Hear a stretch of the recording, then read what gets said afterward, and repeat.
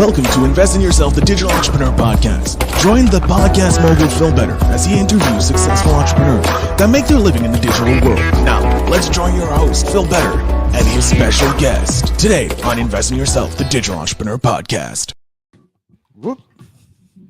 Ladies and gentlemen, welcome back to the show. I am, of course, Phil Better, the podcast mogul, and you're listening to Invest in Yourself, the Digital Entrepreneur Podcast. That was a mess up. I should have remembered that I had that start up before I started going live. But today's guest is going to do a quick introduction for themselves. So, sir, please introduce yourself. Well, Phil, thanks so much for inviting me to your podcast and for your listeners. My name is Kevin Gazzara. I am here locally in Phoenix, Arizona. Beautiful Arizona, and I've spent 30 of my years in corporate America, and the last 15 years as an entrepreneur with my own company, Magna Leadership Solutions. We do management, leadership, consulting, and coaching, and facilitating, keynote speaking, all the kind of other stuff. But one of my goals was when I was born and raised in Philly, and went to school there in Philadelphia, moved out to Arizona about 30 years ago.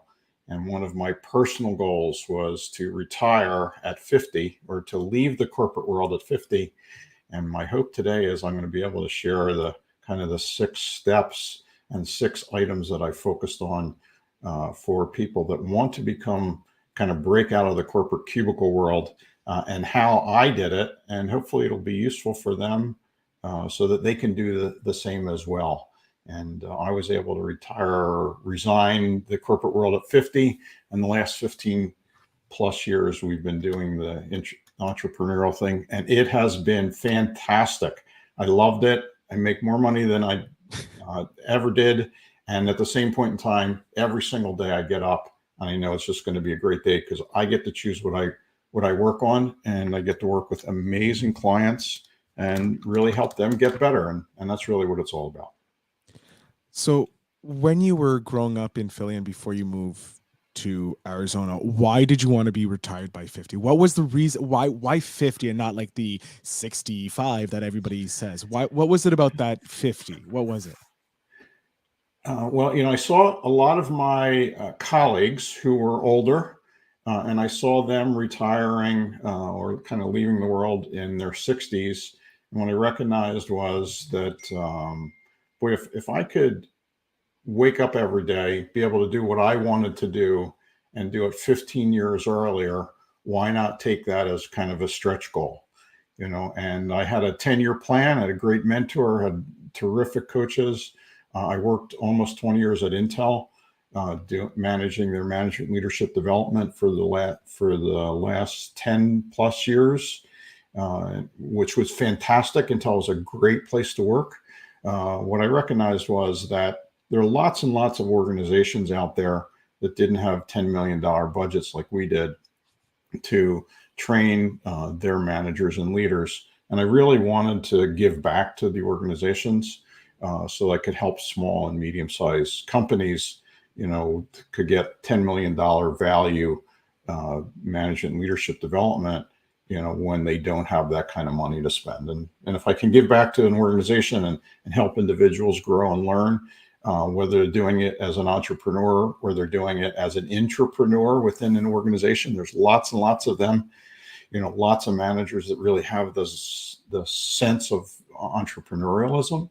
If I can help them, then I feel like I'm put here on earth for a reason.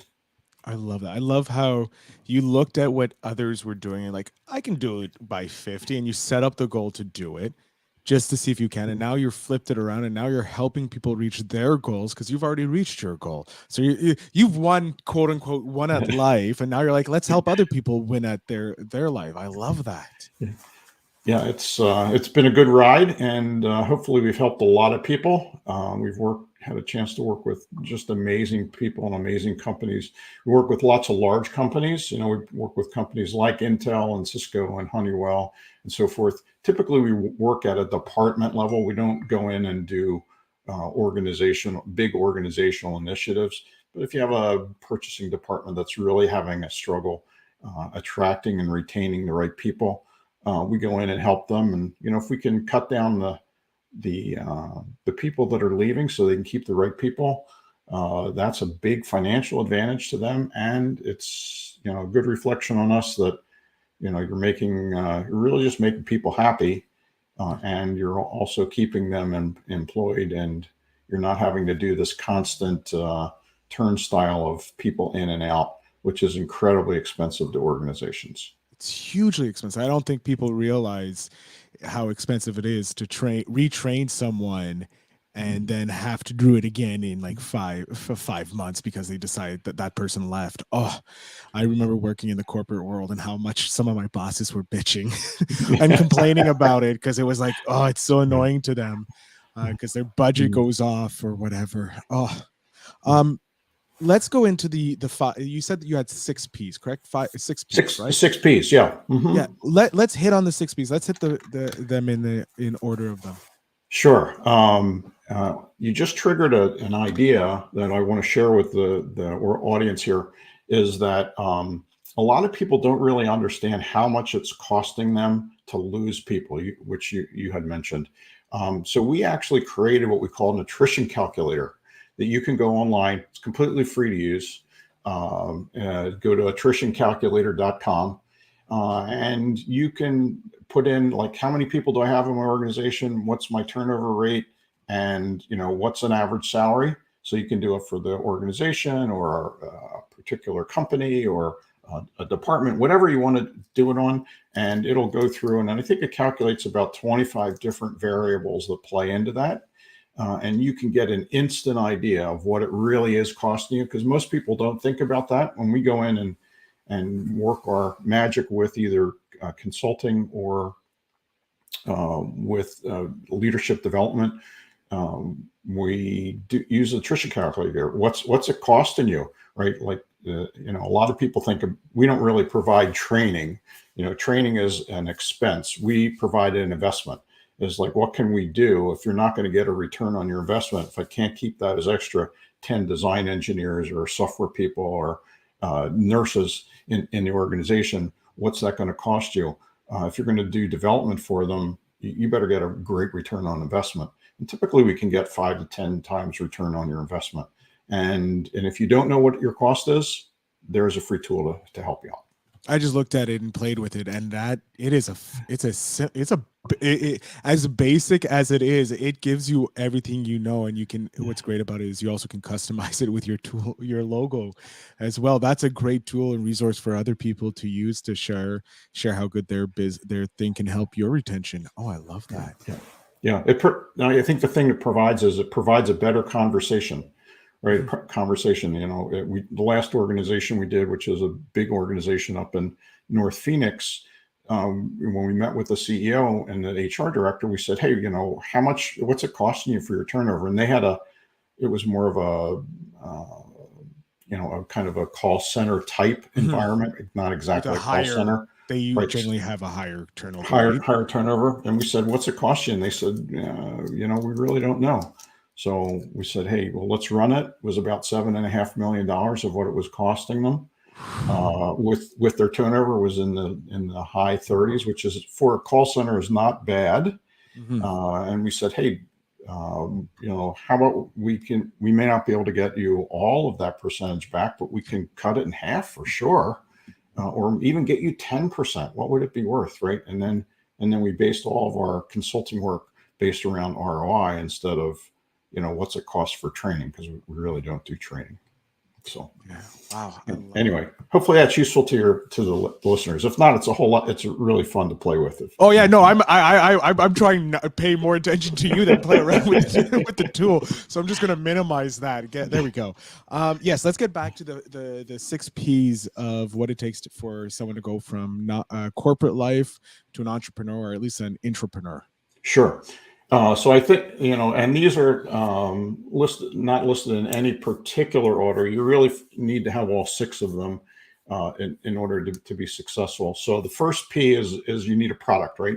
You need something unique, some kind of unique shtick that you have that other people don't have. And quite often it's a combination of different attributes, right? So a lot of people, when I interview people, whether to come into our organization or we're helping other people interview to do hiring for them, because we do what we call benchmarking to help them hire the best and the brightest, is most people will come in and tell you the same thing, right? Like, I got 20 years of experience, and I got an education, and I'm a hard worker, and bing, bing, bing, bing, bing, right? So everybody has the same shtick.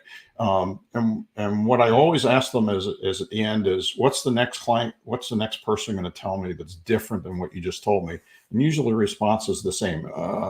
Gee, I don't know. They're probably going to tell me the same thing. So you need to understand what kind of makes you unique. And it's usually a combination of things. So if I look at myself, the kind of the uniqueness of what I offer. So why would they hire me as a consultant or a coach, or to help do leadership development? What makes me unique is, I came out of the engineering world. My undergrad's in engineering and business, so I did all of the product management and design stuff and so forth. And then I moved over into doing all my master's and my doctoral work in organizational leadership. So getting someone that's technically based, that has done the work of the engineers and the engineering managers, and is work focusing on leadership, is a very unique combination. You usually get people that are great coaches, and they have lots of good human resource knowledge, or you get people that are really good technicians. Getting someone that understands both sides of the coin. My wife always tells me I have a conflicted brain, that I like the techie stuff and I like the people stuff equally as much, and I can bounce back and forth. That's a unique shtick for me. So my product is really kind of offering both the consulting expertise as well as the coaching knowledge. So that's the first one, right? Which is product. So figure out what makes you unique about you. The second one is you really need presence, and presence is, people being able to find you, right? Social media. How do you do that? Whether it's Instagram, we particularly live in because of our work, we lived in LinkedIn, we live on YouTube, Facebook, business page. We've got a great Twitter following, just hit about, I think, like 52,000 or so. Nice. So we got a really good following there. And there's lots of tools. I mean, we use something called Meet Edgar, right? So people want to know, how it looks like you're spending all your time doing social media, because we post in so many places. We usually post 4 to 5 articles a day, with comments in all of our social media. And we use a tool called Meet Edgar. It's fantastic. We've used it for 10 years. And for 10 minutes a day, it can get me into all my social media. So my first half hour of every day is spent doing research and reading articles, and whatever's good, I share them. And by the way, and we don't charge anything for this. We just want to help make people better. So that's the second thing, is you need to get presence in kind of the social media ether world, so people can find you. And then third item, the third P of the 6 Ps, is people. It's network, right? It's that you have to have a network if you're thinking about breaking out of the cubicle or the corporate world, doing your own thing. You have to be able to have people available that recognize your value, that your expertise, that like to work with you, would want to work with you. And we have built we had a great network when we started Magna Leadership in 2007, and we've continued to build that. A good portion of our work comes through LinkedIn. Right now, we're just under about 20,000 people that we're connected with. I'd say probably 2/3 of those are C-suite executives, and that's a really good source for us to continue our work. The fourth P is provisions, or it's cash, right? That you need to have money. You need to be able to have 18 to 24 months of kind of savings in order to invest in yourself and invest in the company. Most people don't think about that.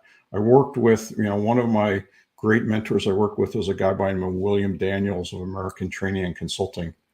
And Bill said, most people that go into doing something entrepreneurial end up kind of going back into the corporate world because they're not capitalized. And he said, you got to have 18 to 24 months. Anything you get before that, you just have to look at as a windfall. So when I was ready to kind of pull the plug, and I had a great financial advisor, same financial advisor I've had for 30 years. I remember him calling me and said, hey, you can pull a plug anytime you want. We're ready, to invest in yourself. And most people don't think about that. You take a really nice, great corporate salary with benefits and 401ks and everything else. And then everything goes to zero, right? So you have to have a plan in place to be able to invest in that. A lot of people don't think about that. And I remember when we started the company, I remember we had that 18-month call, and we hadn't gotten we had gotten a bunch of little orders, but we hadn't gotten that one big one. And I just remember my other two partners saying, hey, have we made a mistake here?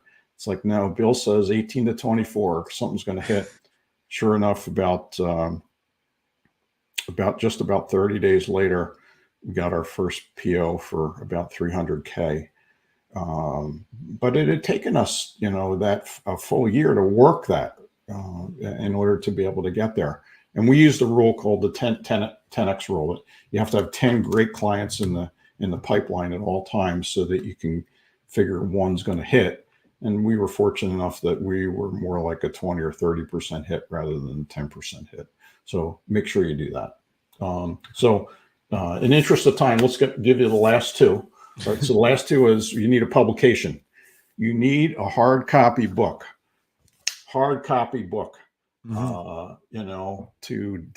demonstrate and that you have expertise in the area that you're going to do. And I'm in the process of writing mine. Yeah. You have.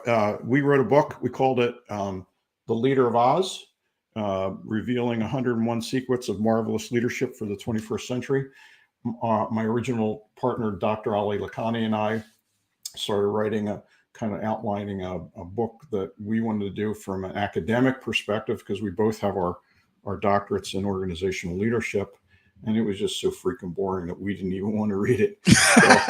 So we were traveling back and forth to San Francisco for a conference, because he lives in Sacramento, and when you're starting a company, you've got a lot of extra money. So we're commuting in every day to the conference we were speaking at. And we found out, if you're in the car for 2.5 hours each way, you find out a lot about each other. And one of the things we found out was one of our favorite movies and books was The Wizard of Oz. And I said, hey, this is great. Let's just write a fun book. Let's call it The Leader of Oz.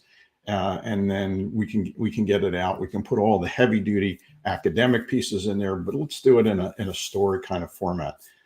So we got home, we logged into the Library of Congress, and we figured, 100 people must have done this. No one had ever done it. So we nabbed the name, and 6 months later, we had the book all written, had a great editor, and we self-published it. So it's great. So the key is as Bill Daniels had told me, you need a hard copy book.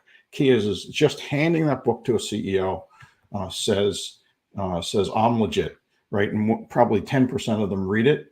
It's a great book, by the way. In fact, we released it just about a year ago on Audible. So if you don't want to read it, it's about a little over a 3-hour listen. It'll give you kind of tips if you're starting a company or you're trying to manage a team or whatever. I'll give you the really well academically grounded tips for you to kind of start up. And then the last thing is, the 6P is persistence. It's the determination to kind of continue through the difficulty. A lot of people kind of give up. And I guess one of the tips I would tell anyone listening is you really, really have to have a coach. Whether it's an internal person, whether it's a partner, whatever, you have to have somebody to kind of hold you accountable.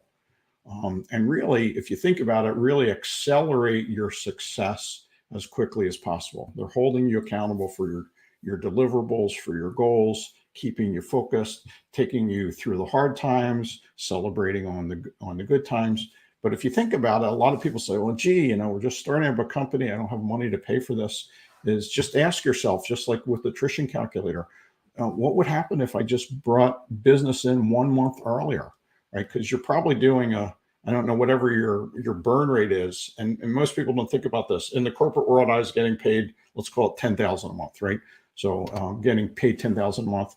If I'm not working in the corporate world, I'm not getting that 10,000. So there's an opportunity cost there for you. So if you could get a coach or somebody kind of hold you, an accountability partner, we call them capability partners, to hold you accountable, and you can bring in that order 1 month early, right?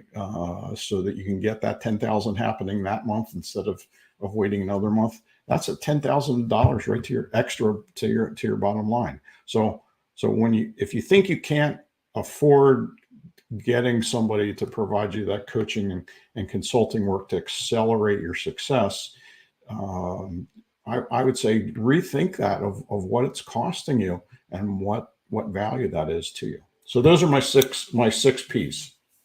I love it because each one, like I'm listening to each one, I'm like, okay, yep, okay, I have that. Just making sure myself, like, do I fit the role of an entrepreneur?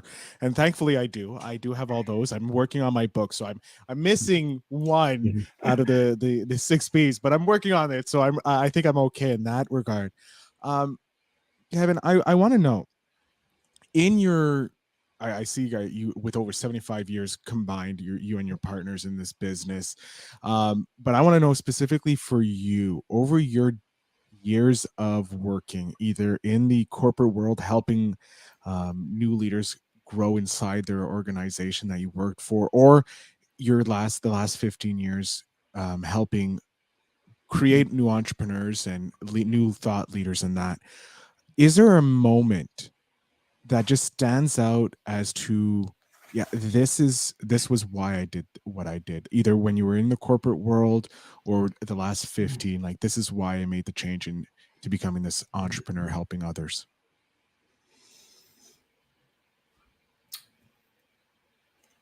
Boy, I can't, Phil, I can't think of a specific moment, but I can give you a list of moments that happen on a regular basis that I think could just repeat themselves.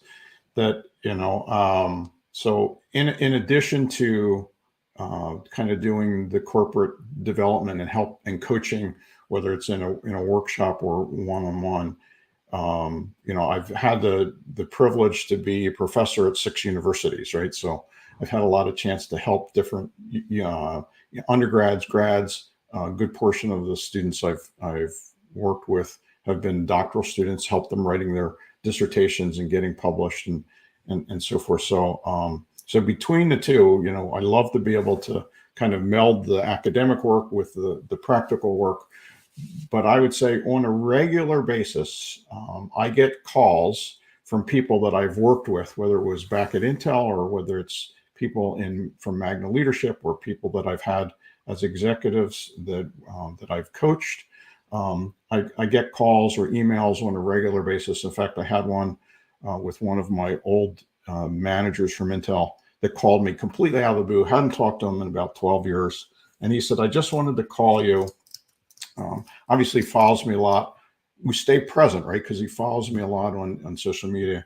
And he says, I just wanted to call you and tell you, thank you. You said something to me 20 years ago that has stuck with me, and he's escalated to a very senior VP now in Tektronix.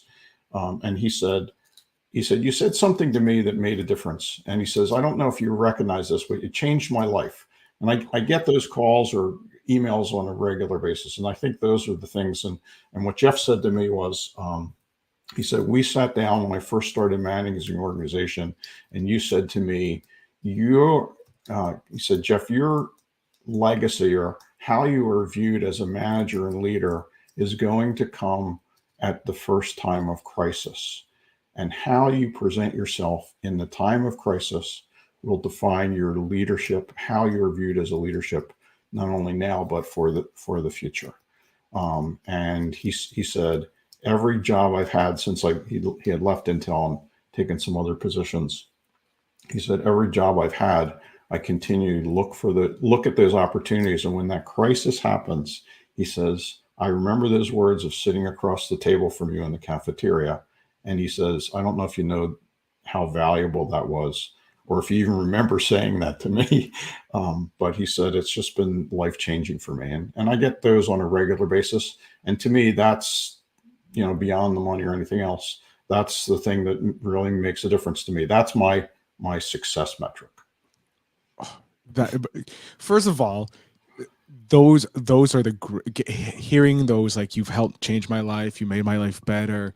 It gives you the reason, like for me anyways, like when I help a podcaster monetize their show or grow to a level they didn't think possible, and they thank me for it, it feels good. I'm like, okay, yeah, okay, good. I'm doing good. I'm helping someone, which I think everybody has, that they want to help someone somehow.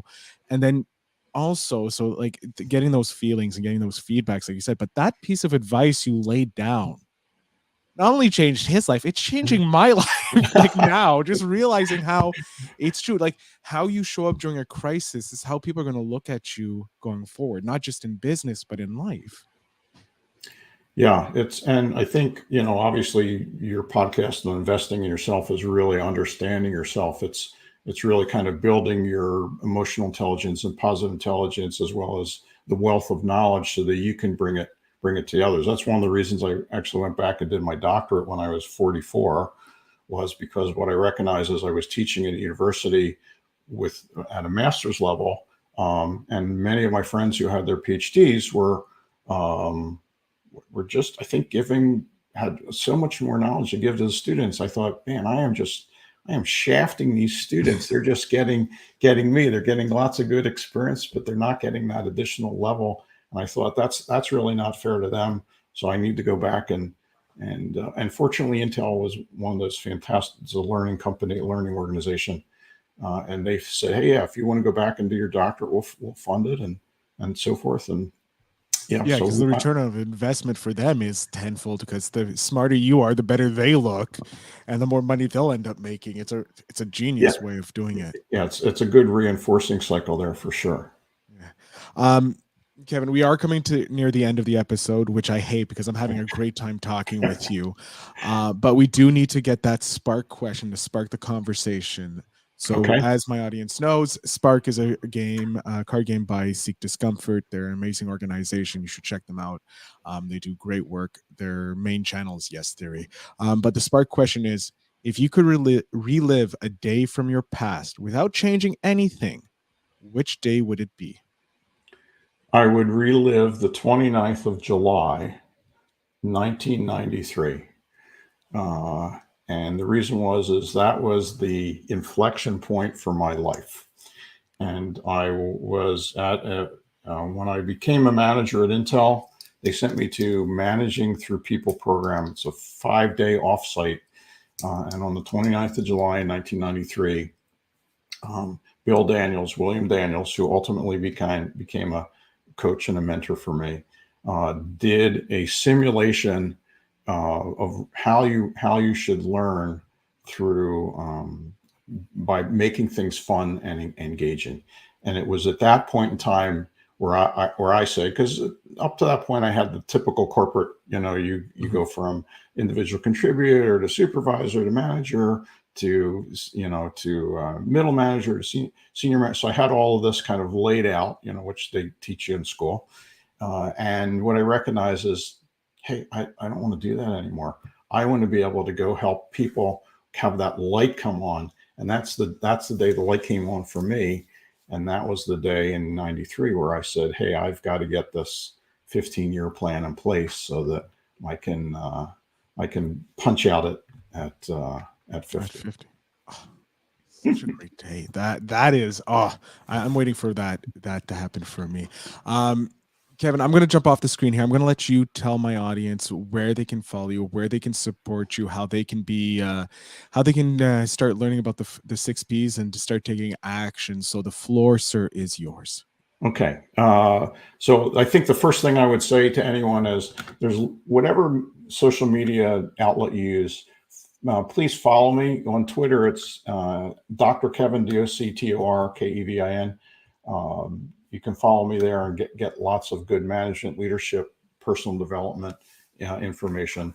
Or on LinkedIn, you can follow me at Kevin Gazzara on LinkedIn, or we also have a business page at Magna Leadership.